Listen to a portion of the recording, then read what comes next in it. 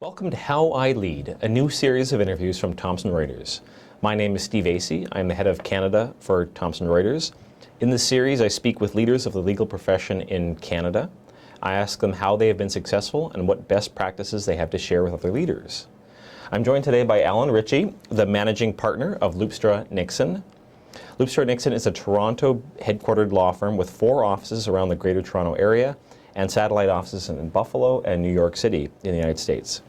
The firm is a full-service Canadian business and public law firm that made headlines recently for its merger with McDonald Sager. The merger was Toronto's largest law firm merger in more than a decade. The combined firms have more than 100 lawyers and 200 legal professionals. In June, Loopster Nixon reached its 50th anniversary. Alan wears many hats. In addition to being the managing partner of Loopster Nixon, he actively practices in corporate law, taxation, mergers and acquisitions, finance, real estate, as well as wealth management and succession planning. He is a former executive chairman of Law Exchange International, an adjunct professor of law at the Lincoln Alexander Law School at Toronto Metropolitan University. He's received many awards, such as the Ontario Bar Association's Laura Rachlin Award for Excellence in International Business Law. He is a frequent member of Lexpert Magazine's leading corporate and finance lawyers in Canada. In 2020, he was named to Canada's Legal Top 40 Under 40. He also was given a Trailblazer Award for Lifetime Achievement in Canadian Business in 2022 by the Ted Rogers School of Management. That's impressive, given that you just got the 40 Under 40 award. He sits on nonprofit and for-profit boards. He has a passion for education and is alumnus of Harvard Business School, University of Oxford, University of Toronto Law School, Osgoode Hall, Queen's University, and Toronto Metropolitan University. Alan, welcome. Thanks for having me, Steve. Yeah, thanks for being here. So I'd like to start by talking about your career and how you've got to where you are now. Can you tell us about where you grew up and ultimately how you made the decision to attend law school at the University of Toronto? Yeah, sure. So I grew up in Northern Ontario. My mom was a nurse and my father was a hunting guide, so I sort of had a very different upbringing than a typical corporate lawyer. And I think that by the time I was ready to leave home and go to school, I was a bit of a coiled spring and wanted to get into the city and things like that, and come to Toronto a lot as a kid. So I knew I wanted to be here in the city, and I think that growing up in a small town, when you're looking at who the leaders of the community are, it was the doctors and the lawyers and not a lot of other examples. So I think I just naturally gravitated towards law as a profession, and very happy that I have, but I don't know if I put much more thought into it beyond that. Yeah. How did you decide where to become a first-year associate? I think those things are always a product of opportunities. I know that we put a lot of thought into that as a student, and think that that's going to dictate the future of our careers, and probably overthink that a little bit. Given the interview process in Toronto, it's really a product of where you match, and then maybe you're choosing between a couple different law firms. So I ended up starting at Loopster Nixon, where I am now. I liked the idea that they were practicing in business law, and I knew that I wanted to be sort of a general business lawyer. But beyond that, you sort of jump on the opportunity that was available to me. I wish I was one of those students that had 20 offers and could go down to the minutia of making that decision, but it was kind of what was in front of me, and I'm kind of glad with how it panned out. Yeah. Can you talk a little bit about your philosophy as a lawyer? I've heard you in other interviews talked about how you don't want to just be a hired gun. You want to really be a member of your client's team and work with them. Where did that philosophy come from, and how did you develop that? I think I was a product of one, growing up in an entrepreneurial family, watching my father run his business.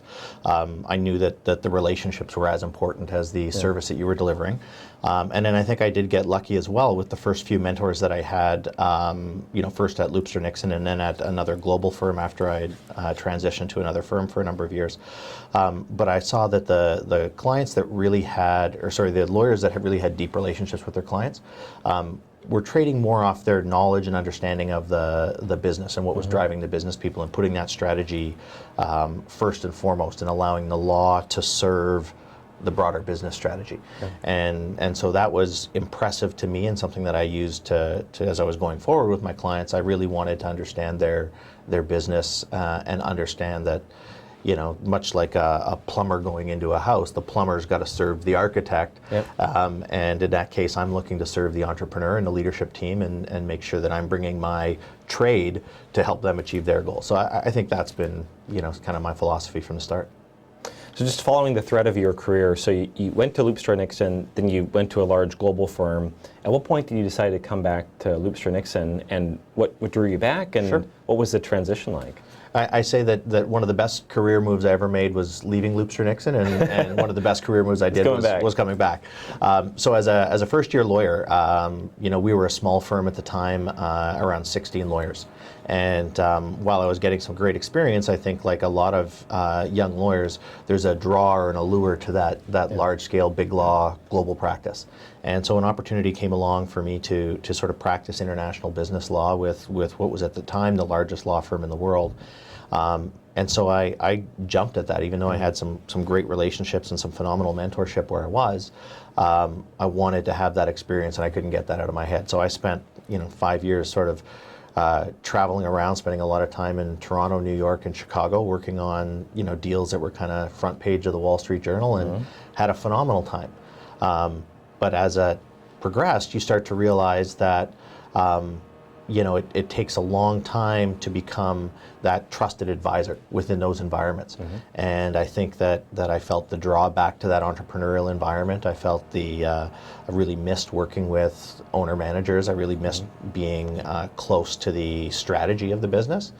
And so as my skills had progressed to a point and I started to develop client base, I had a choice to make as to whether I was going to service the big law platform, or whether I wanted to have a broad commercial client base, broad range of industries, and I felt that a smaller environment was going to be better for that, and that's what drove the decision. But I definitely don't regret that decision, and there's a lot of great things about the big law environment. And as we grow, it starts to, the lines are starting to blur a little bit as to what bucket we fit in some ways. Yeah, you've been growing very fast. I guess, was the core of your business working with those owner managers and kind of like the high net worth families? Because that seems, based on your practice areas, like that's the type of clientele that you've been. Yeah, so our firm, myself, but also our firm as a whole, we have a lot of expertise working with typically multi-generational family business. And there's a particular dynamic that happens there when you take the family dynamic and you layer it onto the business. And so we've got a lot of expertise in there. I would say that our lawyers that build the strongest relationships service the entire family and the business, and try and have a deep understanding of the ecosystem and how those things relate. Yeah. You took over the firm in 2017 as managing partner.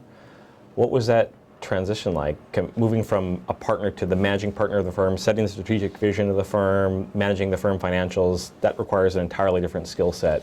What was that transition? Yeah, so I think it was a gradual transition. I had a great mentor in our former managing partner. Yeah. I was on our firm's executive committee for a number of years leading up to that, so sort of doing a lot of the work with some training wheels on. And then the transition itself was gradual. I've still got a phenomenal relationship with our former managing partner, and I've sort of taken maybe a step forward in the last couple of years, more so. But in the early years, it was kind of a 1A, 1B type relationship. Certainly some new things to learn in understanding finance and law firm management, which isn't the same as managing a business or the things that they teach you in business school. But like anything in law, we're trained to continue to learn new skills, and it's been a real rewarding experience to take that on. We have to talk for a minute about your obvious passion for education, because you have, just reading your background, you've attended a lot of different universities, done a lot of different degrees. What's pulling you so much into education? And also, I know you're an adjunct professor, you're also giving back by working with students. So what is it that excites you so much about education? I think it's tied to one of the most exciting things about the practice of law, the fact that the practice of law is something that you continue to get better at. If I compare it to a professional athlete now in my early 40s, I would be past my prime and out of the game. Whereas in the law world, I'm still a young guy with a lot more to learn, and that's really exciting when you look at your whole career. I think from the beginning of my career, I was fairly young when I came out of law school. And at the time, I had felt that I was sort of 23, 24 years old when I was starting to practice, and at that point wanted some additional guidance. And so at that point I ended up doing a part-time master's degree in tax law, which gave some more structure to what I was doing and helped me understand a bit of the private equity work that I was doing that was driven by tax structures. And I think at that point, just getting used to the cadence of always having some educational pursuit on the side, one, gave me a bit of discipline to continue to return to those first principles and build those technical skills.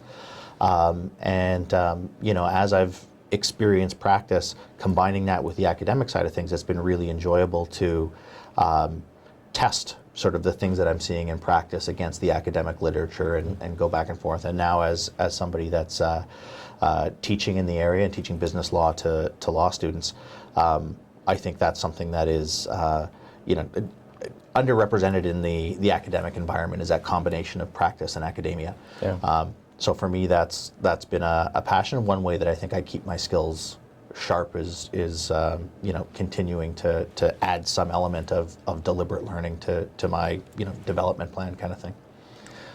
One major topic right now of discussion among younger lawyers of all ages actually, is mental health. It's a stressful profession coming out of the pandemic. A lot of people have been working remotely. You have a lot on the go. Like me, you're a working dad, so you have a family. You're a managing partner of a firm. You are doing all these educational pursuits. You're teaching. How do you stay grounded, and how do you manage your mental health? And what advice do you have for other leaders who are balancing a lot of different things? Yeah, I mean, I get a little bit reluctant with advice because everyone's a little bit different. But what I would say and what I do say to the law students that are there is that the profession is difficult, and to do it at a high level is difficult, and be difficult on your mental health. And the other thing that I try and bring across to my students is to say that you can love the profession, and the profession can still be damaging to you from a mental health perspective. And those two things sometimes are not mutually exclusive, that you really feel that passion, but it can have that impact on the mental health. And I think just that acceptance that it's okay to struggle. It's okay to feel the anxiety of being a young associate or a partner. And I think as my career progressed, I used to hang the anxieties on, I'm a first-year associate. I just need to get through that to get to the next level. I'm trying to make partner. I just need to do that. I've just become, and now I've just come to realize that no, the mental health stresses of any kind of high-profile profession is going to require you to manage that. So my wife is also a managing partner of a boutique law firm, so we have a lot of commiseration that goes on in our house. You try and stay on top of that stuff, but I don't have an answer other than it's hard, it's got to be deliberate, and you're going to have struggles, I think, in any career. And the best thing we can do is sort of normalize those things in the profession and realize that your ability to handle mental health can become a superpower, that your ability to deal with that stuff openly. And that leads into how we try and work with associates and develop associates and sort of bring that front and center and say, look, you are going to struggle. This is a tough job, right? So let's start now developing the skill sets, like any other skill set, as to how we're going to handle that, so that you can have a 40, 50-year career and not lose the best people in 5 or 6 years. I love that openness, just being able to have that conversation with colleagues. It's very powerful. I want to transition to talking about Loopster and Nixon now. When you describe your 3 to 5 year vision and strategy to your clients, what do you say? Where's Loopster and Nixon headed in the next 5 years? So I think it's one of those things where we've got general pictures 5 years from now, but as you move closer to the present, it becomes more clear. And we don't want to have too tight a grip on the wheel to try and preordain where we need to be, because there's a bit of whimsy that happens with some of that stuff. With that being said, we're committed to the mid-market. When we look at Canada's GDP and what's produced in Canada, we recognize that there's far more opportunity in the SME and owner-managed space that's there. We do a lot of work in planning and development as well, so working with home builders, city builders, developers. All of that space is really an SME space. So for us, I think what we're working on is defining what it looks like to be a law firm that is unapologetically mid-market that may cease to be mid-sized by Toronto standards. And that's an evolution in our thinking a little bit, where traditionally mid-market and mid-size were hand in hand. Yeah. And that worked well when we were 40 lawyers. Now we're over 100 lawyers, and we've seen such a benefit to scale as we've grown. And our intention is to continue to grow and grow in headcount, but also grow geographically. I think with, at the same time, staying true to that core vision. So to try to work on the thesis of, mid-market is about how we service clients. Mid-market is about the breadth of our legal skill set. Mid-market is about who our clients are and how we service them, not about our headcount. And that's kind of our strategic goal for the next 5 years. I think we're looking at markets. We will be announcing shortly opening of an office in Ottawa. That's great. Looking at other markets. I know that Kitchener-Waterloo is of particular interest to us. Montreal, places where we think we can be true to our core beliefs and bring people in that share those visions. So it's a growth story, I think, for us over the next 5 years, but defined by the Canadian SME and mid-market. And are you primarily following clients, and try to service their needs in other cities, or are you kind of leaping into those markets to serve net new clients there? There's a bit of both. I would say we're following clients to a certain extent, but we're probably following talent more than we're following clients.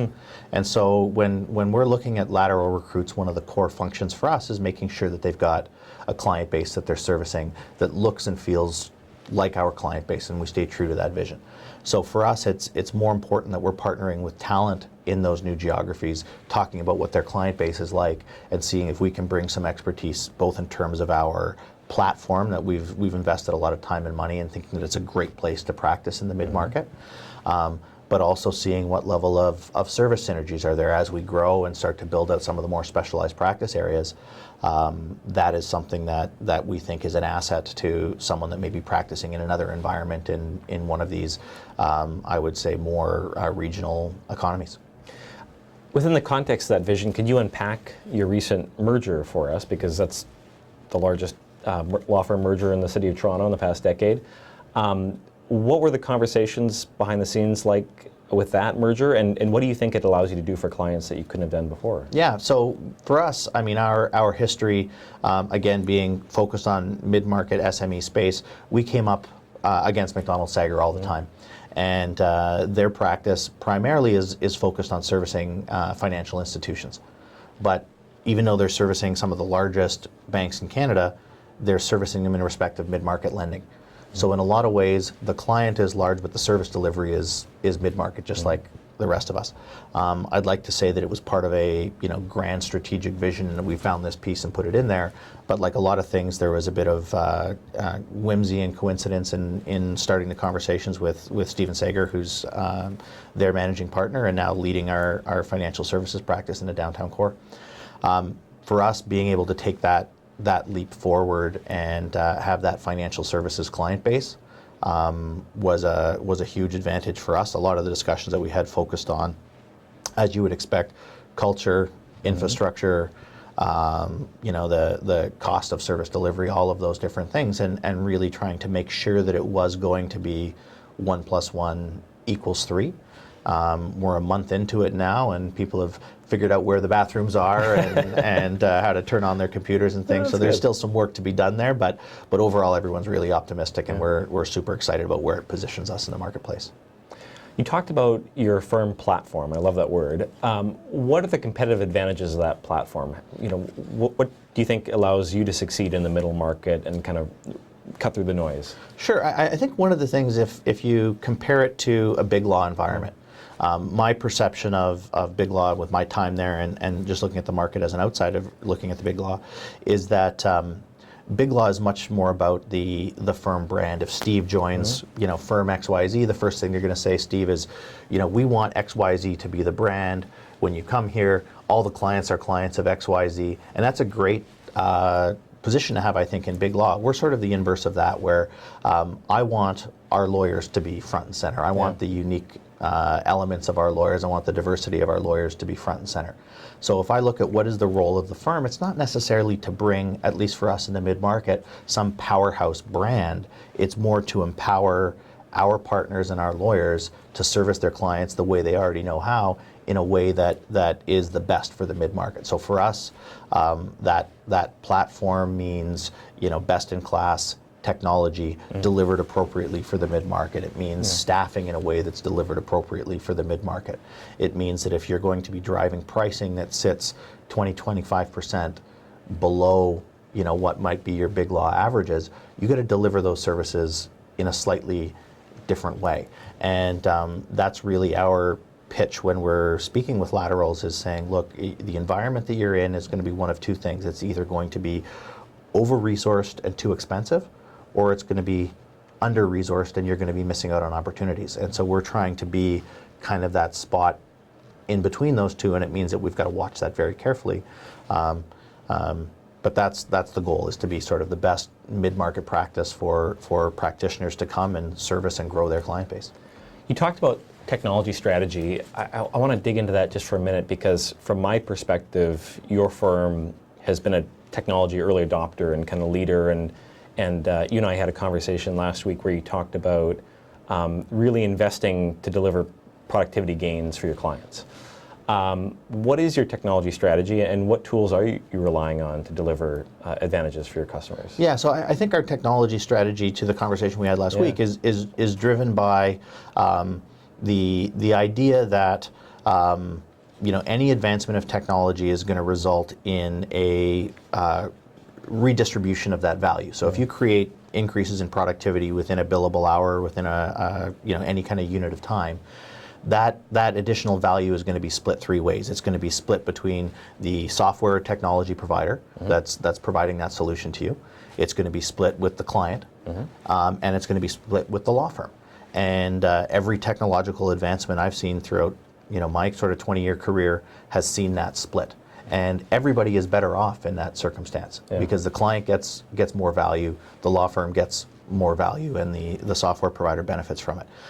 So that's kind of our position, is saying, okay, how do we know that we're going to be better off if we continue to drive more value into those billable hours. So what does that mean?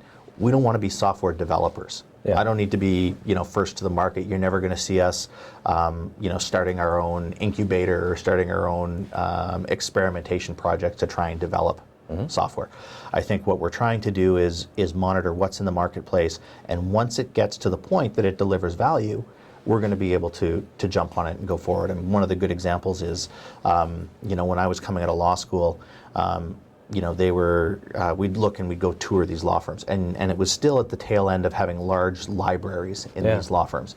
And with the addition of research softwares that were coming in, I was watching the library cease to be a competitive advantage for a large law firm. Whereas previously, the large law firm that could spend more on having books locally was able to deliver a faster solution to the client, because they didn't have to send their lawyers or their researchers out of the office. They could get an answer that afternoon, where it may take 2 days. So that was a real competitive advantage. And then you get other products that come in and essentially start digitizing and delivering those volumes. Now that's able to be purchased on a scalable basis. And I saw that at the time, a 16-lawyer firm where I was at the beginning of not needing to run to the library, because I could find any of these resources immediately. So that advantage, that competitive advantage of big law, fell away as a result of that. But what was happening, I saw, was the development of the knowledge management profession within the law firm, right? The employment of lawyers or highly skilled non-practicing professionals whose job was to curate precedents and curate documents, again, to drive more value. And well, that obviously requires a large scale, because the fixed cost of adding an additional professional to your staff is something that a 16-lawyer firm would think long and hard before doing. But if you have 800 lawyers, that fixed cost gets spread. One tool that we love is Practical Law for exactly that purpose, is that they've taken the knowledge management lawyer and the precedent curator, and made that scalable, made that something that we can buy on a per seat basis, and put us right on the same playing field. And we know now that our starting point for 95% of our documents is going to be a curated precedent that's up to date and reliable. And we see that now moving more into the litigation space as well. And that's kind of the approach I think we're going to take on new things like AI and technology is always looking for that spread of value between the software provider, the client, and the firm, and stay on top of that and make sure that we're continuing to deliver value. AI and large language models are something that everyone is talking about today in the Canadian legal market, and a lot of law firms are looking at experimenting in the space. What are your own thoughts about where this could be headed, and what you think what sort of categories of work it might displace at some point? Sure. I think that any of these things, this is a big leap forward. This is not like precedent databases. This is obviously going to have a bigger impact.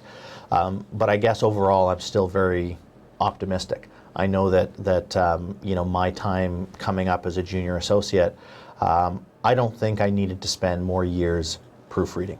I don't think I needed to spend more years dealing with section references or figuring out if I've got the right precedent. I think that was valuable in terms of building kind of emotional calluses to deal with that hard work maybe. But the real learning was still at the intersection of different areas of law and the intersection of the client's business issues and the legal issues. Yeah. And I don't think that AI is ever going to displace that kind of last mile judgment.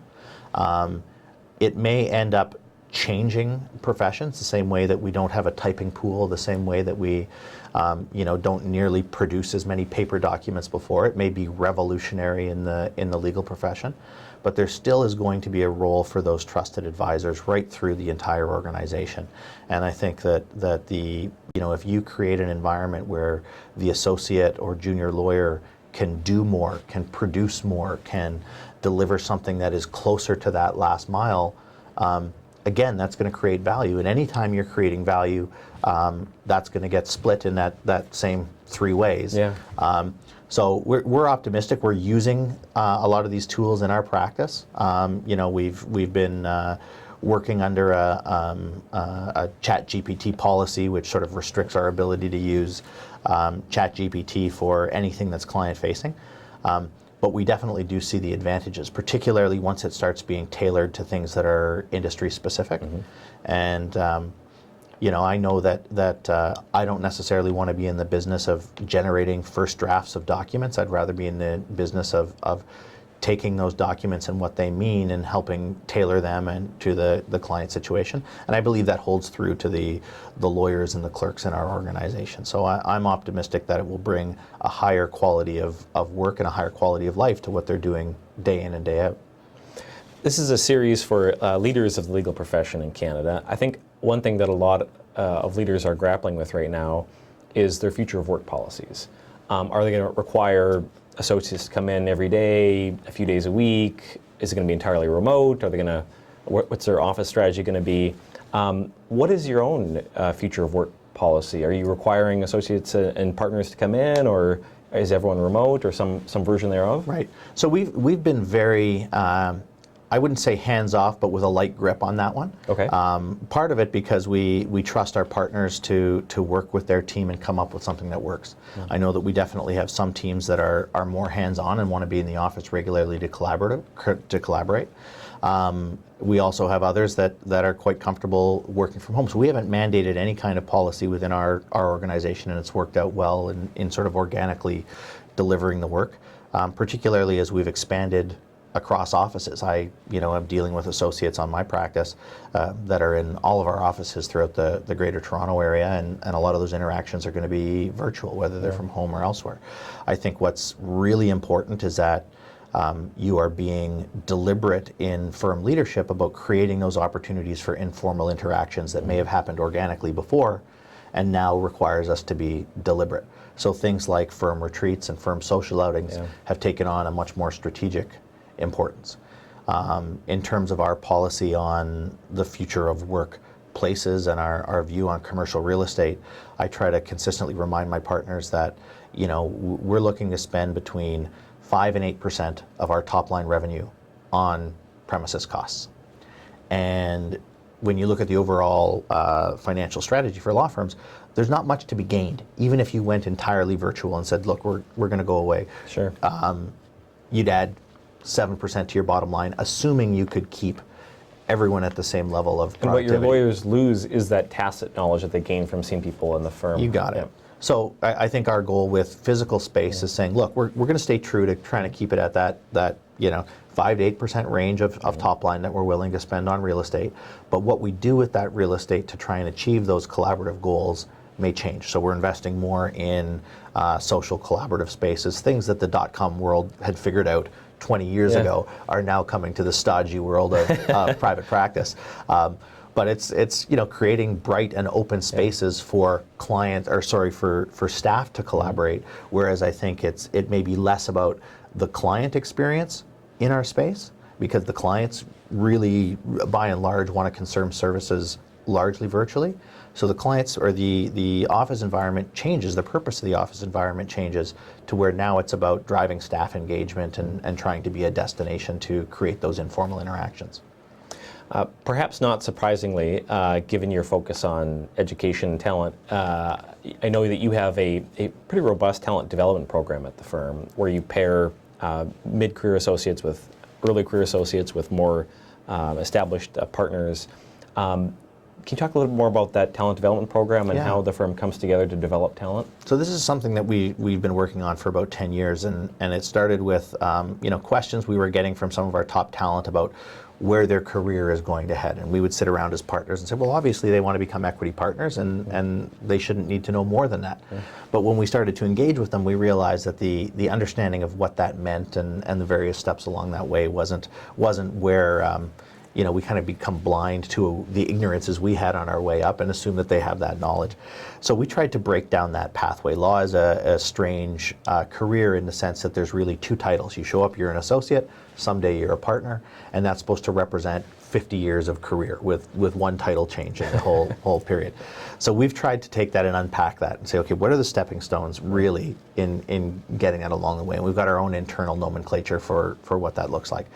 And try to break it down across different key performance areas. And we had a lot of discussions at the time. This is back in 2015 when we originally launched the formalized version of this, where we talk about the compensated pieces around productivity, the sort of technical skills and legal ability issues. We talk about business development. We talk about engagement and firm leadership, and try and unpack what that should look like at various stages of the career. And we work with all of our associates to help them build a business plan each year that speaks to those KPIs. And that's sort of centrally overseen by myself and one of our talent development people.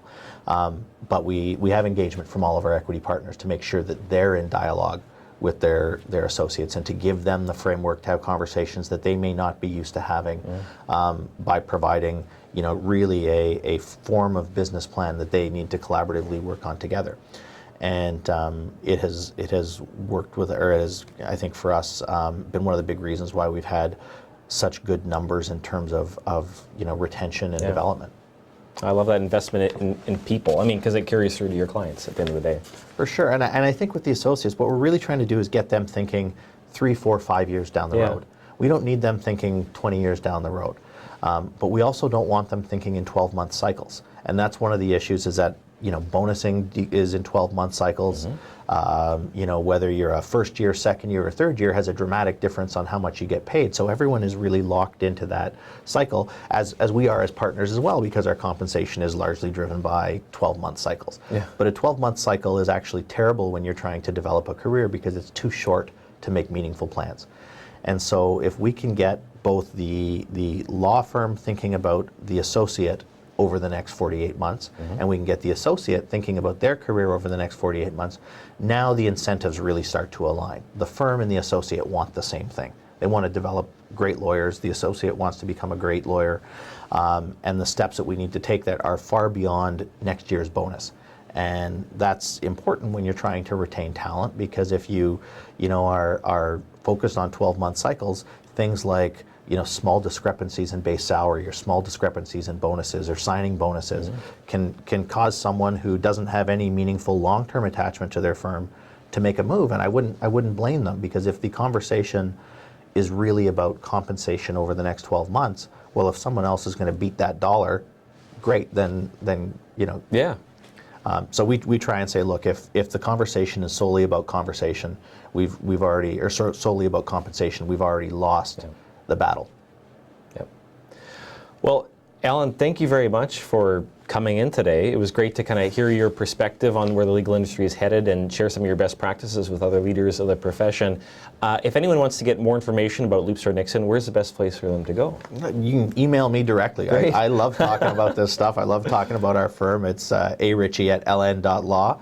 But yeah, I love talking about this stuff. Thank you very much. Steve, thanks for having me.